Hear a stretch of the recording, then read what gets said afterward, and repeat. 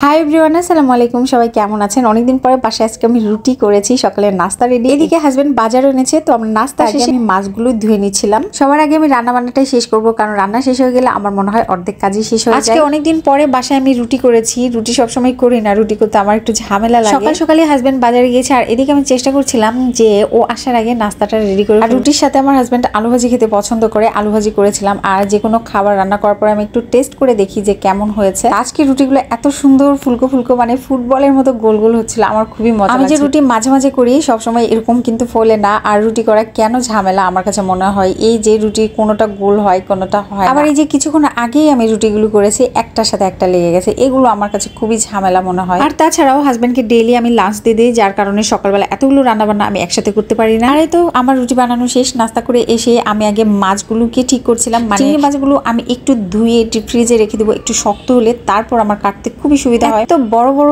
দাড়িওয়ালা চিংড়ি মাছ, আমি কিন্তু এই চিংড়ির দাড়িগুলো ফেলি না, এগুলো খেতে আমার অনেক মজা লাগে। তারপরে আমি দেখি অনেক ডিম আছে মাছগুলোর মাঝে, আমি জানি না চিংড়ি মাছের ডিম খাওয়া যায় কিনা, আর এটা কিভাবে রান্না করে সেটাও জানি না, আর ফেলে দিতেও ইচ্ছা করছিল না। আর আমরা মাছ ধুই কিসে দেখেন, এইটাকে বাটন বলি আমরা। একটা আছে ভর্তা করা আর একটা আছে মাছ ধোয়া, আমার কাছে দুইটা আছে। এই দুইটা বাটন আমি আমার শ্বশুর বাড়ির ওখান থেকে এনেছি, এগুলোতে মাছ ধোয়া অনেক বেশি সহজ। আর সাথে একটা পদ্মার বড় ইলিশ এনেছে। বাবারে বাবা, ইলিশ মাছের যা দাম শুনে তো আমার মাথায় হাত। ওই মাছটা কেটে এনেছে, আমি শুধু একটু ধুয়ে নিব। ইলিশ মাছ বেশি ধুতে হয় না। এই মাছটাতেও ডিম ছিল, এই সিজনটাতে আসলে সব মাছের পেটেই ডিম থাকে। ইলিশ মাছটা খেতে অনেক ভালো লাগে, আর ইলিশ মাছটা রান্না করতেও ঝামেলা কম, যেহেতু আমি রান্না বান্না একটু অলস। এই মাছটা ধুতেও সময় লাগে না, বা রান্না করতেও বেশি সময় লাগে না, এই জন্য ভালো লাগছিল। আজকে রান্না বান্না খুব জলদি জলদি শেষ হয়ে যাবে। আমার শাশুড়ি মা বলে ইলিশ মাছ আর মাংস খুব বেশি ধুতে হয় না, বাকি যে ছোট মাছ আদার্স মাছগুলো থাকে এগুলো অনেক বেশি ধুতে হয়। তো মাছ ধোয়া শেষ হয়েছে, আমি সবগুলো ফ্রিজে রেখে দিব। আর আজকে টাটকা টাটকা মাছ রান্না করার জন্য মাথা সহ কয়েকটা পিস রেখে দিব। আর এদিকে জিরাও বেটে নিচ্ছি। টাটকা টাটকা মশলা বাটা দিলে মাছ রান্না কিন্তু অনেক বেশি মজা। ইলিশ মাছ আমি দুইভাবে রান্না করি, তবে সরিষা দিয়ে রান্না করি না, কেন জানি না। সবার ভালো লাগলে সরষে, ইলিশটা আমার কাছে ভালো লাগে না, মানে আমার হাজবেন্ডও খেতে পারে না। আমাদের নর্মালি রান্না বান্নায় পছন্দ,